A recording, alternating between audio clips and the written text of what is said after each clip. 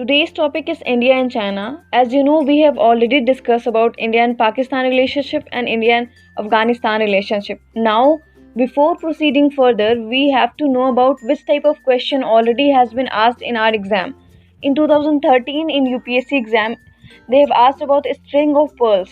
In 2014 South China Sea and 2016 again they have asked about South China Sea. Actually आगे बढ़ने से पहले हम कुछ क्वेश्चन पे नज़र डालते हैं। 2013 में उन्होंने स्ट्रिंग ऑफ पर्ल्स के बारे में क्वेश्चन पूछा था। 2014 और 2016 में उन्होंने साउथ चाइना सी के बारे में पूछा था। तो South China Sea is very important for us, क्योंकि आज के डेज में भी South China Sea is current news में है। तो इस चैप्टर को थोड़े डिटेल में हमें पढ़ना पड़ेगा। We are going to start our session with first McMahon line. Actually जो मैकमोहन थे वो ब्रिटिश के फॉरेन सेक्रेटरी थे। उन्हें 1914 में शिमला अकॉर्ड के समय इनवाइट किया गया था कि आप चाइना, तिब्बत और भूटान के बीच में एक लाइन खींच दीजिए। लेकिन उस वक्त जब वो बुलाए गए थे तो चाइना को एक ऑब्जर्व्ड स्टेटस पे रखा गया कि वो सिर्फ देख सकता कि वो क्या कर रहे हैं, वो कुछ डिसीजन नहीं ले सकता है। तो उस वक्त उन्होंने एक लाइन खींच दी, लेकिन चाइना ने कभी उस लाइन को एक्सेप्ट नहीं किया। उसके बाद चाइना जो है 1949 में क्या करता है कि तिब्बत को अपने कब्जे में कर लेता है। तिब्बत को जब वो कब्जे में कर लेता है तो वो मैकमोहन लाइन वो हमारे तक एक्सटेंड हो जाती है। मतलब पहले जो लाइन वो उन्होंने जो चाइना और तिब्बत के बीच में खींची थी, अब वो इंडिया के बीच में हो जाती है। पहले तिब्बत जो था हमारे बीच में बफर स्टेट था। बफर स्टेट कह सकते हैं कि वो इंडिया के बीच में भी था, मतलब चाइना और इंडिया के बीच में आता था। उसके बाद क्या होता है, वो चाइना उसे जीत लेता है। उसके बाद वो लाइन हमारे लिए हो जाती है।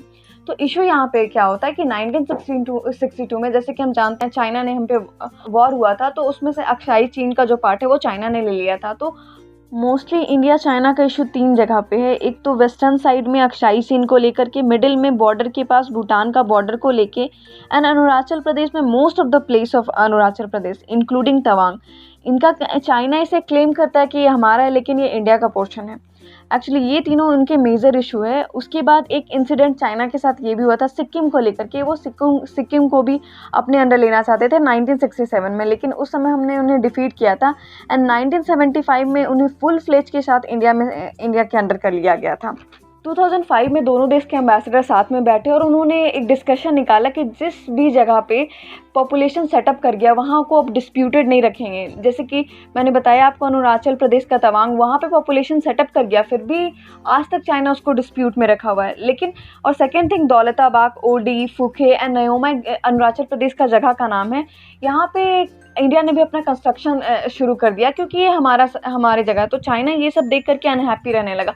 चाइना अपने रीजन में कंस्ट्रक्शन करते रहता था तो हमें कोई प्रॉब्लम नहीं हुई, मतलब वो करे तो सही, हम करे तो गलत, ये पॉलिसी वो अपना रहा था। 2013 में दीपसैंग वैली एक जगह का नाम है, वहाँ पर क्या हो रहा था कि मतलब वहाँ पे बॉर्डर हमारा क्लियर नहीं था। क्लियर मतलब इन द सेंस उधर साइड के लोग इधर आते थे, फिर बोलते थे ये हमारा, मतलब ये इशू चलते आ रहा था। तो 1993 से 1996 से पीएम सिर्फ पीस टॉक करते हैं। उसके बाद एक और इशू हुआ था स्टेपल वीज़ा को लेकर के, मतलब कि चाइना कभी इंडिया अरुणाचल प्रदेश के, स्पेशली अरुणाचल प्रदेश के लोगों के लिए सिर्फ है ये, वहाँ के लोगों को वीज़ा प्रोवाइड नहीं करते थे, वो स्टेपल प्रोवाइड करते थे, ये दिखाने के लिए कि आप हमारे लोग हो, आप इंडिया के नहीं हो। These are the main issue. Now we will discuss about trade between India and China. अब हम लोग कुछ थोड़ी सी बातें ट्रेड को लेकर के कर लेते हैं। इसमें क्या होता है, जनरली हमें चाइना मशीनरी टाइप की मटेरियल भेजता है, एक्सपोर्ट करता है। एक्सपोर्ट इन द सेंस कि वो इलेक्ट्रिकल मशीन भेज दिया, और इंडिया जो भेजता है वो जनरली रॉ मटेरियल भेजता है, जैसे कॉटन रॉ मटेरियल, ओर्स भेज दिया, स्पाइसेस भेज दिया, प्लास्टिक भेज दिया, इस तरह की मटेरियल वो ज़्यादा भेजता है। इवन चाइना जो मैन्युफैक्चरिंग हब है एक तरह से कह सकते हैं, वहाँ पर ज़्यादा FDI जाता है, ज़्यादा FII जाता है, मतलब लोग ज़्यादा वहाँ पे इन्वेस्ट करते हैं इंडिया के कंपैरिजन में, मैं कह रही हूँ। इवन कोविड-19 के समय में भी कुछ FDI और FII चाइना के हाथ से जाएंगे, लेकिन ये डायरेक्टली नहीं जा सकता क्योंकि चाइना ने अपने बिजनेस को सेटअप करने के लिए बहुत अच्छी प्लानिंग की हुई है। जो मैंने कहा आपको 2013 में एक स्ट्रिंग ऑफ पर्ल क्वेश्चन आया, और स्ट्रिंग ऑफ पर्ल इंडिकेट करता है कि उन्होंने बिजनेस के लिए सारे जगह कुछ पॉट बनाया हुआ, एयरवेज बनाया, रोड लाइन, सारे जगह कनेक्टिविटी बनाया। अब हम लोग जा रहे हैं स्ट्रिंग ऑफ पर्ल्स को डिफाइन करने। आखिर ये स्ट्रिंग ऑफ पर्ल्स है क्या? What is string of pearl? It is a strategic move that involves establishing a series of node and military and economic power. Actually ये स्ट्रैटेजिक मूव है जो nodes को स्टैब्लिश कर रहा है। इसका मतलब नोड्स यहाँ पे कह रहा है एयरवेज और पोर्ट को स्टैब्लिश कर रहा है, जो कि चाइना का इकोनॉमिक पावर और मिलिट्री पावर को इंक्रीज करे। Actually under SOP stands for string of pearl के अंतर्गत चाइना ने बहुत सारी जगह पे पोर्ट और एयरवेज बनाया, जैसे कि पाक में वो ग्वादर पोर्ट बना रहा है। मैंने कहा था कि वो ट्रेड के लिए बना रहा है, वो सिर्फ बिजनेस करता है। उसी तरह से उसने कराची में भी पोर्ट बनाया हुआ, उसने कंटेनर फैसिलिटी चित्रकोंग में बनाया हुआ है, म्यांमार में भी पोर्ट है, श्रीलंका में भी उसने कोलंबो में पोर्ट बना के रखा है। मतलब वो पोर्ट कैसे बनाता है, एक्चुअली वो क्या करता है, सारे कंट्रियों को वो लोन प्रोवाइड करता है। शुरू में तो उस कंट्री के लिए बहुत अच्छा है कि वो वाह हमारी चाइना हेल्प करे, लेकिन बाद में जब वो उसके लोन में एकदम बहुत ज़्यादा डूब जाते हैं, डेफिसिट हो जाते हैं, तो वो क्या करता है कि वो कुछ लैंड गिफ्ट एज अ ले लेता है उसका।